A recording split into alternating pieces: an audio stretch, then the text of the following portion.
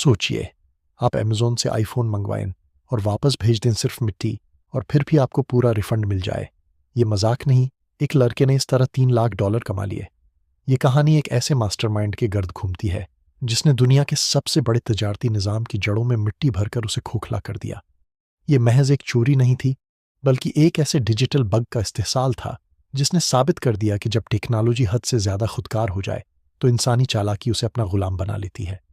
Spain के एक गिमनाम कमरे में बैठे 22 साला नौजवान जेम्स गिलबर्ट क्वार्टिंग ने 2018 में एक ऐसी हकीकत दरियाफ्त की जो अमेज़न के अरबों डॉलर के सॉफ्टवेयर नहीं देख पा रहे थे।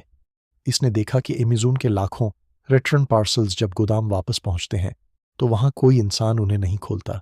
वहां सिर्फ मशीनें लगी हैं जो डब्बे का वजन करती हैं। अगर वजन असल प्रोडक्ट के बराबर हो तो रिफंड का बटन खुदकार तरीके से दब जाता है। जेम्स ने उस निज़ाम को मिट्टी के ढेर से शिकस्त देने का फैसला किया। इसका तरीका कार साइंसी हद तक दरस्त था।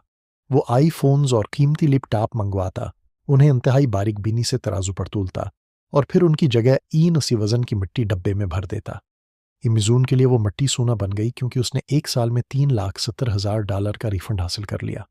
इसने बाकायदा क्वार्टेज के नाम से एक सल्तनत खड़ी कर ली, जहां से वो उन कीमती गैजेट्स को बल्क मार्केट में बेचकर दोहरा मुनाफे कमाता रहा। लेकिन हर जुर्म की एक मियाद होती है। बार्सिलोना के एक गोदाम में एक मुलाजिम की महज एक सेकंड की तजस्सुस पसंदी ने इस पूरे नेटवर्क को बेनकाब कर दिया। जब मिट्टी से भरा हुआ वो डब्बा खुला तो अमेज़न को एहसास हुआ कि यूरोप भर के गोदामों में उनके पास इलेक्ट्रॉनिक्स का कब्रिस्तान बन चुका है जहां सिर्फ मिट्टी दफन है। स्पेन के टेक्नोलॉजिकल क्राइम्स यूनिट ने जब जेम्स को दबोचा तो ये तारीख का सबसे अनोखा इस्काम बन चुका था। इस वाक़ये के बाद अमेज़न ने अपने दिफा के लिए एक नई दीवार खड़ी कर दी। अब उनका सिक्योरिटी सिस्टम सिर्फ वजन पर भरोसा नहीं करता, बल्कि कंप्यूटर विजन और एक्स-रे स्कैनिंग का इस्तेमाल करता है। जदीद गोदामों में ऐसे कैमरे नस्ब हैं जो रिटर्न आने वाले डब्बे की हर हरकत को ट्रैक करते हैं और सीरियल नंबर की फौरी तस्दीक की जाती है। अब ज़्यादातर रिफंड तब तक जारी नहीं होते जब तक डिब्बा फिजिकली स्कैन ना हो जाए। मगर क्या ये इस्काम रख गए? बिल्कुल नहीं।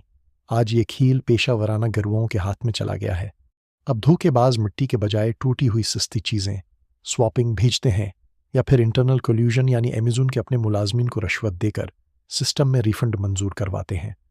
डार्क वेब पर बाकायदा ऐसे रिफंड सर्विसेज के इश्तहार चलते हैं जो 20% कमीशन लेकर आपको महंगी चीज़ें मुफ्त में दिलवाने का दावी करते हैं। सिक्योरिटी और फ्रॉड की ये जंग आज भी जारी है, क्योंकि जब तक सिस्टम में कोई खामी बाकी है उसे मुट्ठी या कोड से भरने वाले शिकारी हमेशा मौजूद रहेंगे।